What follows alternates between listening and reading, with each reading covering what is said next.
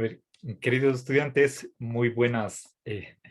Quiero empezar esta tutoría acerca de Parménides mostrándoles la formalización de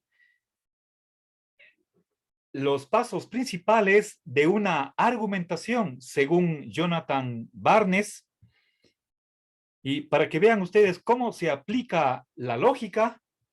A ver, voy a aumentar el...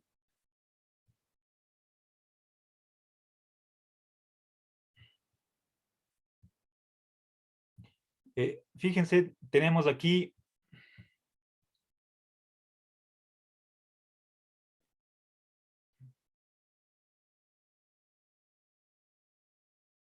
la primera columna es la numeración de los pasos de la prueba, y acá a la derecha tenemos, bueno, en segundo lugar tenemos ya la fórmula.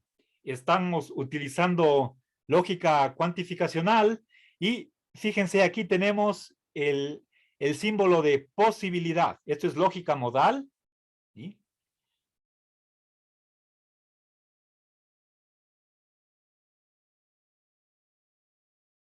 A ver, a mano derecha tenemos la justificación, pues está en la página 212, y bueno, continúa en la siguiente. Ya. Fíjense, dice, creo que el argumento es formalmente válido. ¿Sí? Aquí hay una reducción al absurdo, modus tollens, el universalización existencial, ejemplificación existencial, etcétera. ¿Sí? Bueno, ya. Entonces, eso es historia de la filosofía analítica, y es una de las razones por las cuales admiro tanto a Jonathan Barnes, quien, haciendo uso de la lógica, trata de rescatar, de formalizar los argumentos, y por lo tanto identificar de qué premisas se sigue qué conclusión, y eso avalado por la lógica modal, la que tiene que ver con la posibilidad y la necesidad. Bueno, miren, de Parménides básicamente me interesa sacar las consecuencias de un pensamiento que está repetido un par de veces en el poema, y para eso ustedes también tienen una hojita en la que yo estoy haciendo ese análisis pormenorizado con citas más o menos textuales del texto que está indicado al pie de página. Es una traducción de Montero Moliner que tenemos en la biblioteca, pero que está modificado comparándolo con otras traducciones y con el original griego. Y sobre todo hay una línea, es la número 11 del fragmento 8, en el cual Parménides se refiere al principio de tercero excluido.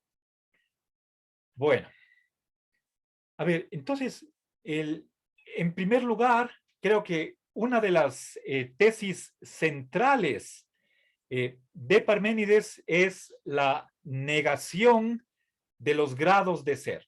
¿Sí? No hay gradualidad en el ser o en la existencia.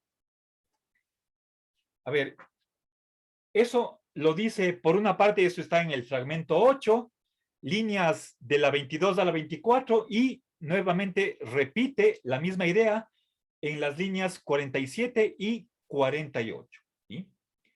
Dice, el ser es todo igual, ¿sí? No es más aquí ni menos allá. ¿Sí? No es posible que un ente tenga más ser aquí y menos ser allá. ¿Sí? Entonces, primera afirmación que me interesa es el rechazo parmenidio de los grados de ser. ¿Sí? A ver, entonces, Parménides es un pensador antidialéctico. ¿Sí?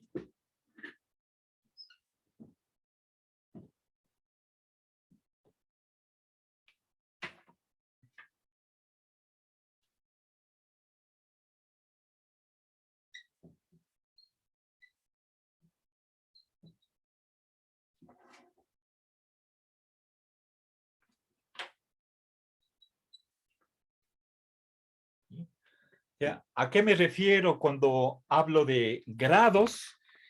Al más y el menos. ¿Sí? Bien.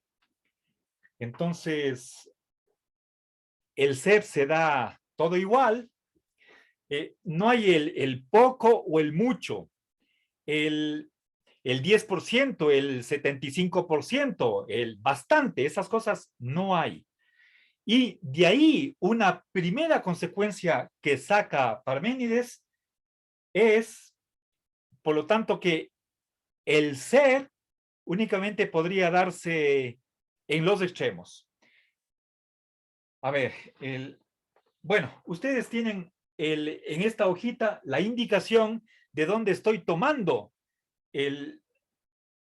las tesis que estoy explicando. A ver, Parménides dice en el fragmento 8, línea 11. A ver.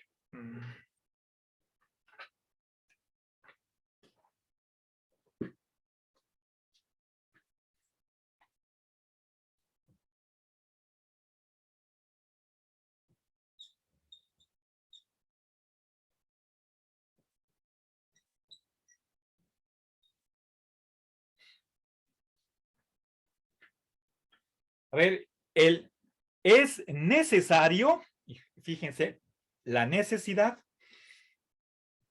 que el ser sea totalmente o no sea en absoluto.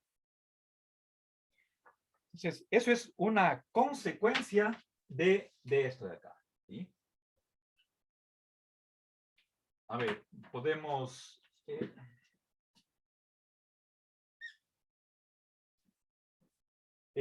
pongo aquí el torniquete para indicar que hay una consecuencia lógica. O si quieren, podría poner los tres puntitos.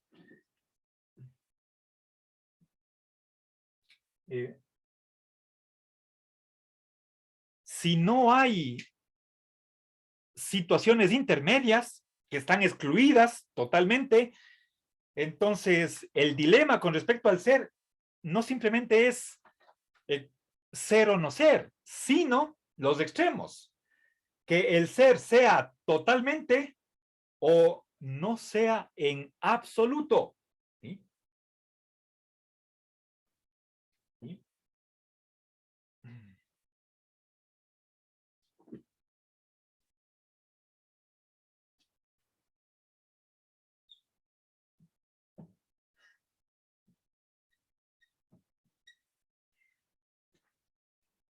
Bien.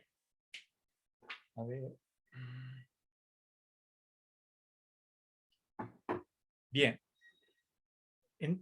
Les quiero mostrar la frase, como dice en griego, que es importante, esto no es simplemente cuestión del traductor, sino es de Heráclito. Quiero mostrarles cómo se expresa él. ¿Sí?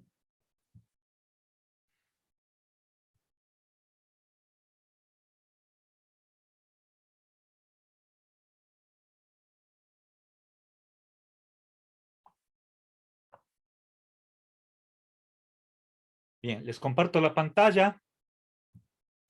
¿Sí? Fíjense, el Heráclito dice, está aquí el griego, dice, jutos,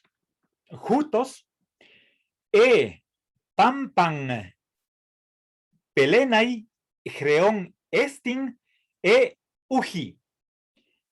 Bien, entonces dice, de este modo, o sea, así, por lo tanto, fíjense, este es un adverbio que me está diciendo que lo que viene a continuación es consecuencia de lo anterior.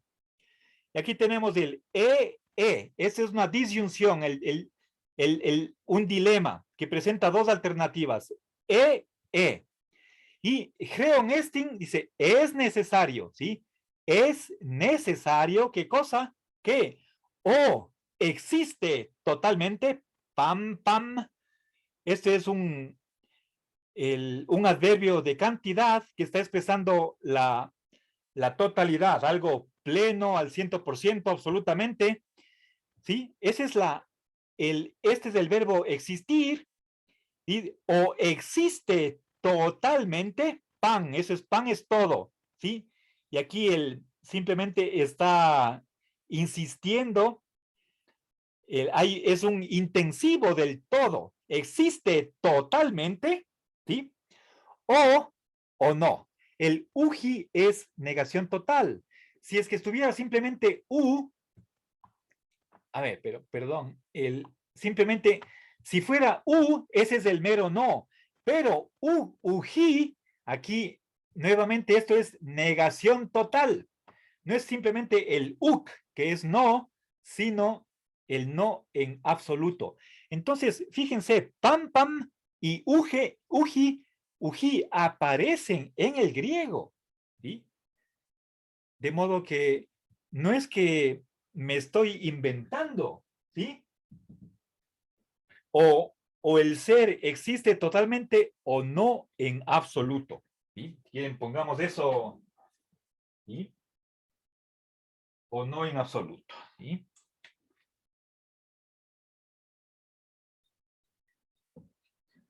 Bien, entonces, esto es una consecuencia lógica de la eliminación de los grados. Si no hay algo que exista en mayor o menor medida, entonces, con respecto a esa entidad, a ese ser, solo podemos tener dos alternativas, o existe totalmente o no existe para nada, en ninguna medida.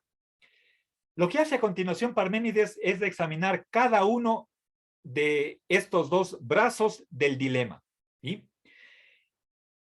Veamos, ¿qué pasaría si es que el ser no es? ¿Sí? Eso para Parménides le parece absurdo. ¿Sí?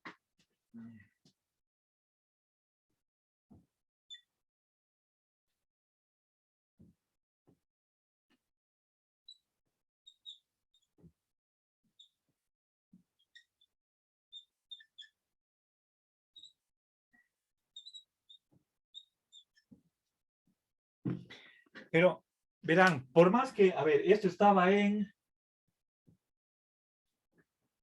fragmento 8, línea 11. ¿Sí?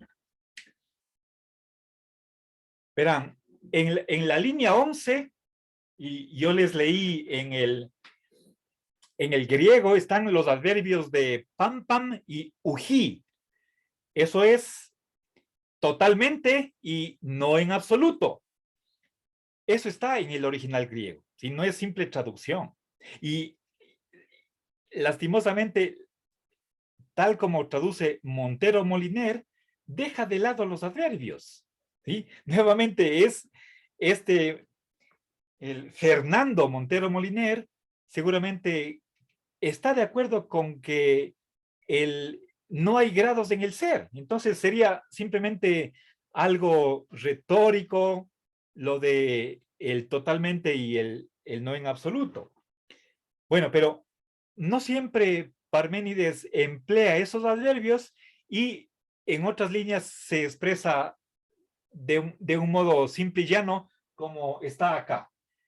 Entonces, si es que las únicas dos alternativas es que o existe al 100% o al 0%, veamos, ¿qué pasaría si es que el ser no existe en absoluto o que si el ser sí existe? La primera alternativa, dice Parménides, es absurda. ¿Sí?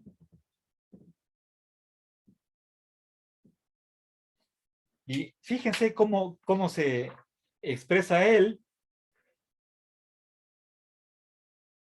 Dice, esto es impracticable.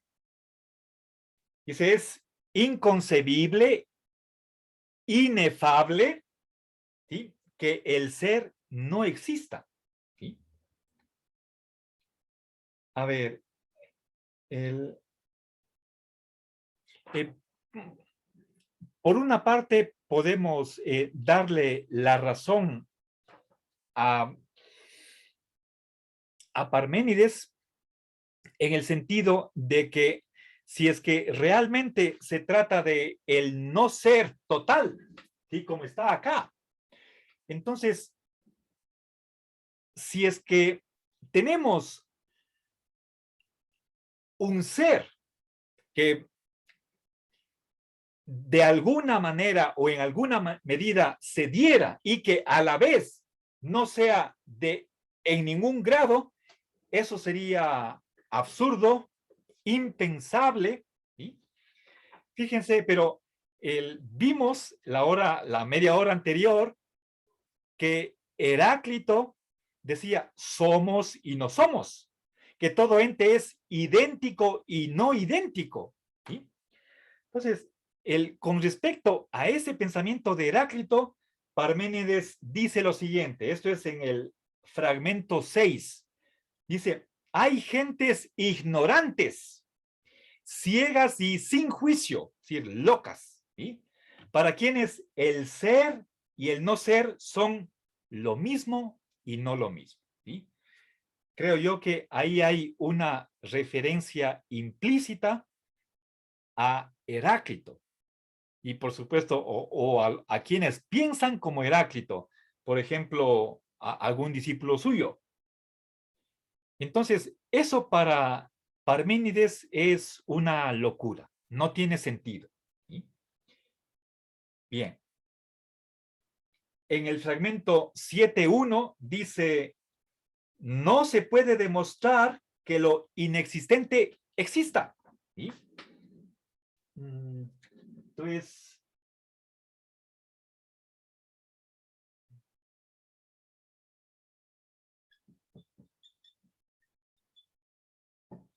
es indemostrable.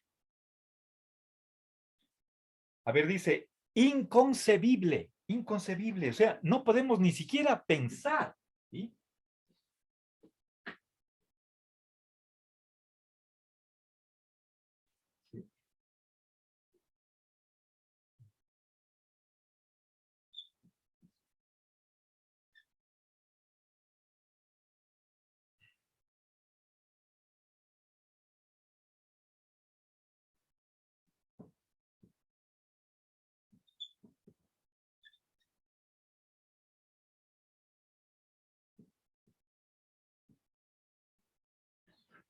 Bien.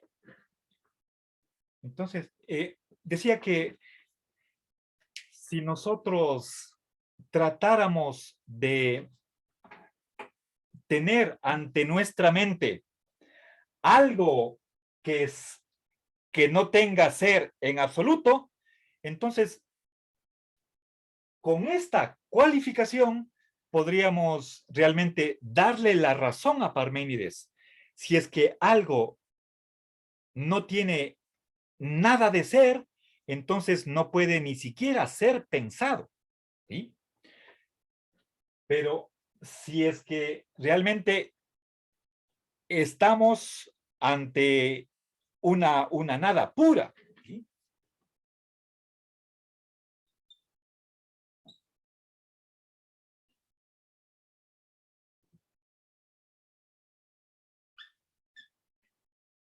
Y por favor, les pido que aquí lean esta negación como la lógica clásica. ¿Sí? Lo que no existe en absoluto, entonces es impensable. ¿Sí?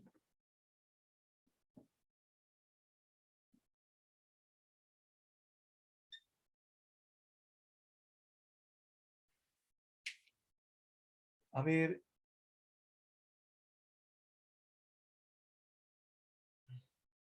un ratito, tengo aquí una duda. ¿Alguien de ustedes, por favor, me puede hacer revisar que esté bien la ortografía, supongo que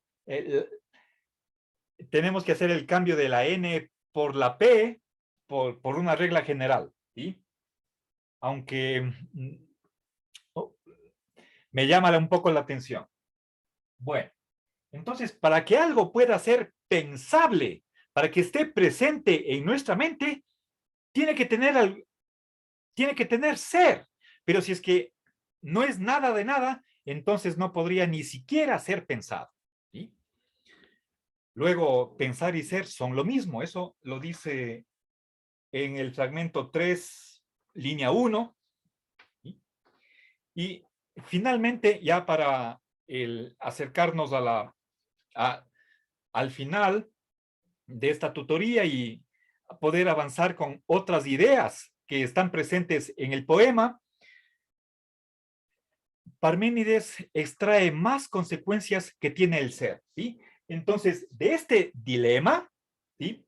Nos presenta, con respecto al ser, solamente hay dos posibilidades: o negamos que exista totalmente o afirmamos que sí existe. Esta primera vía es impracticable. Luego, lo único que nos queda es lo segundo, que el ser es. ¿Sí? Y con respecto a eso, nos dice que esto es verdad y que es necesario que el ser sea y que el no ser no sea. Podríamos decir, suena tautológico. ¿Sí? Ahora, ¿qué características tiene el ser? ¿Sí? Ahora, entonces, características del ser. ¿Sí?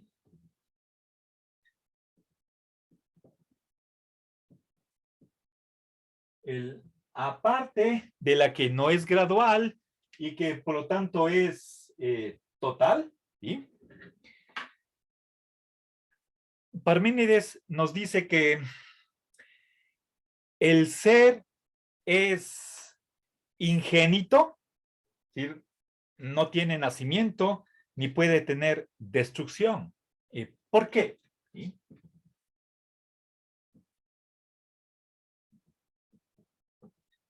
A ver, ¿qué sería la generación en general? El que algo llegue a ser después de no haber sido. ¿Sí? Entonces, ese proceso de llegar a la existencia se tendría que explicar por referencia al no ser. ¿Sí?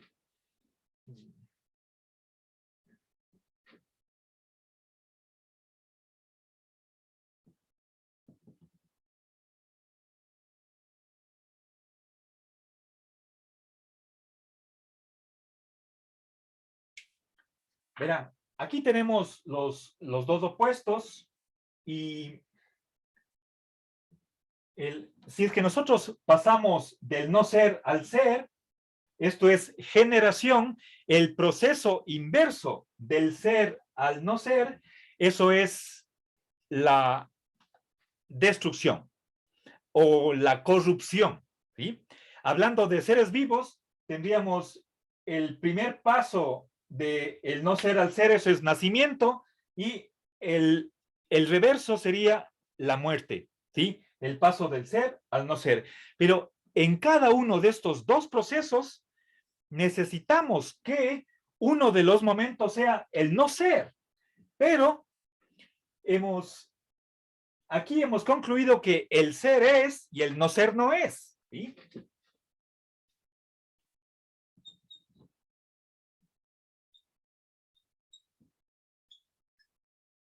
¿Sí? Eso es tautológico. Aquí estoy repitiendo lo que ya está dicho en el sujeto. ¿Sí? Entonces, si el no ser no existe, ¿sí? Entonces tampoco podría haber ni nacimiento ni muerte. ¿Sí? Fijémonos, si es que numeráramos nosotros los elementos que tenemos acá, en primer lugar tenemos el no ser, luego el ser, bueno, y entre ambos un proceso. Entonces, para explicar la generación, debería haber estos tres elementos, pero puesto que, y por favor, fíjense, pongan su mirada en el pizarrón, si no hay el elemento 1, ¿sí? Tampoco va a haber el elemento 3. Y lo único que con lo que nos quedamos es con el ser, que no ha nacido, que no muere, y por lo tanto es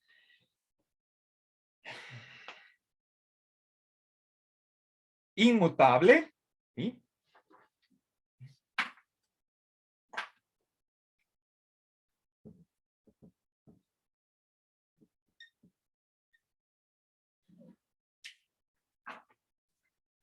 ¿Qué más?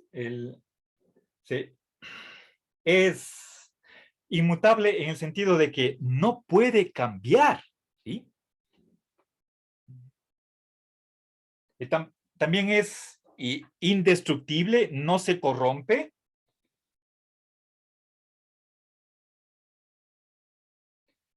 A ver, otra razón que da Parménides para decir que no puede desaparecer, o mejor dicho, no puede nacer, ¿sí? No puede llegar a ser, no habiendo sido antes, es que de la nada no puede nacer algo, ¿sí? Del no ser, nada se hace, ¿sí?